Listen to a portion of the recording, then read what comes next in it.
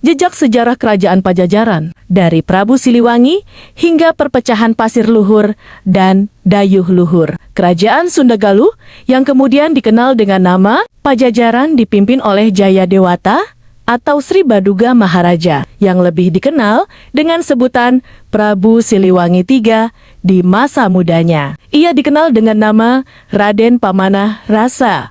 Seiring berjalannya waktu, kisah sejarahnya berkembang dan mengalami berbagai versi yang seringkali menyebabkan kebingungannya antara nama-nama tokoh serta peristiwa yang melingkupinya. Salah satu tokoh yang tidak banyak dikenal adalah Raden Harya Banyak Catra, yang jarang disebutkan dalam buku sejarah resmi. Meskipun memiliki pengaruh besar di wilayah Jawa Barat bagian timur, khususnya di Banyumas, Purwokerto, Purbalingga, Cilacap, dan Kebumen. Nama Banyak Catra lebih dikenal di kalangan masyarakat lokal, terkait erat dengan sejarah daerah tersebut. Namun bagi banyak orang di luar kawasan itu, tokoh ini masih terdengar asing. Dalam Babat Pasir Luhur yang berlatar zaman kerajaan Pakuan Parahyangan Pajajaran, diceritakan bahwa Sri Prabu Linggawastu yang memerintah dari 1474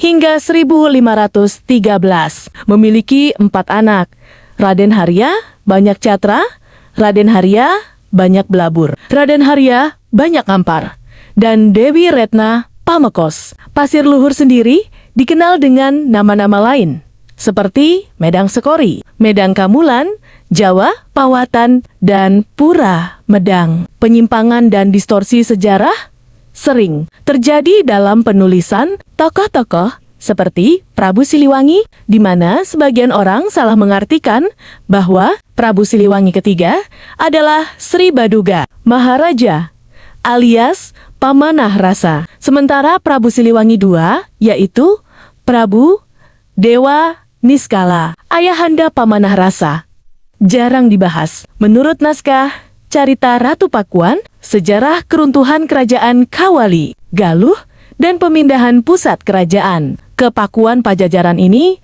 menjadi latar belakang kekuasaan Sri Baduga Maharaja Raden Pamanah Rasa, putra Prabu Dewa Niskala Raja Galuh, menikahi Nehe Kontring Manikmayang Sunda, putri Prabu Susuk Tunggal Raja Sunda, yang merupakan saudaranya. Pernikahan ini membawa penyatuan kembali kerajaan Sunda dan Galuh yang dikenal dengan nama Kerajaan Pajajaran. Salah satu kisah menarik yang jarang diketahui adalah istri pertama